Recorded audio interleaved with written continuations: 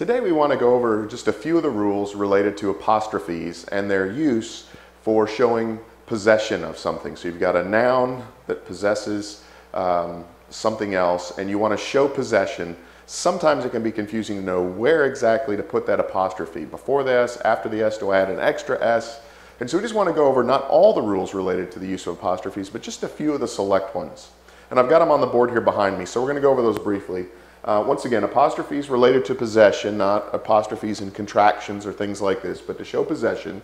If there is a plural noun that ends in S, the apostrophe comes at the end, and there's no need to add an extra S. So when we think of the plural noun students, meaning more than one, and we want to talk about something that belongs collectively to the students, like their hats, the way you would write it is the students apostrophe hats. You would not include an extra S. It wouldn't be the students apostrophe S, students' hats. It would just be the students' hats. Next, then, you have a plural noun that does not end in S. In this case, the apostrophe comes after the word, and then you do add an S. So in this case, the plural for man is men, and you want to talk about the men's meeting.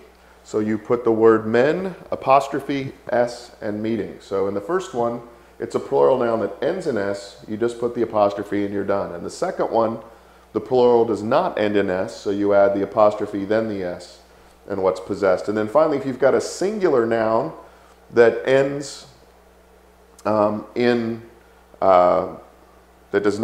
got a singular noun, it ends with the apostrophe S, basically. So a singular noun, like our first one up here, we had a plural noun. The singular of students is student, and we want to talk about one student's hat. Then we put the word student apostrophe S hat. So it mimics this rule here, number 2. So a singular noun, you end with apostrophe S, the student's hat. For names that end in S, proper names, things like that, you don't have to add another S at the end, but it is customary to do so. So when you talk about the Joneses' house or Texas's weather, the way you do it is the word Texas apostrophe S weather. Now it would be fine, it would be acceptable if you just put Texas apostrophe weather and people would know it means Texas's weather. And the same with Jones. The Joneses' house, you would put Jones apostrophe S, or you could put Jones and then apostrophe. Either would be acceptable, so it's not required to put the extra S, but it is customary. Now, you never use an apostrophe when you're just talking about like the Joneses themselves in the plural.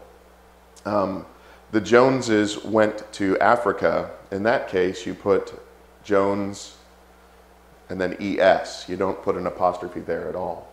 But anyway, in terms of apostrophes and possession, just to review and hopefully make it clear, if it's a plural noun that ends in S, all you do is put the apostrophe on the end. Students' hats. If it's a plural noun that does not end in S, then you put an apostrophe S, men's meeting, mice's feet. If it's a singular noun, then you just put the noun apostrophe S to show possession. With formal things like Jones and Texas, just an apostrophe at the end is fine, but if you put an apostrophe S, that would actually be more customary.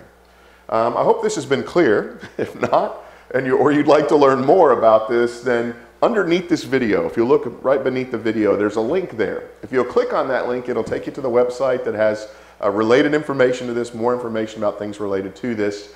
And also on that website, you'll find a link there to an ebook that's ready for immediate download.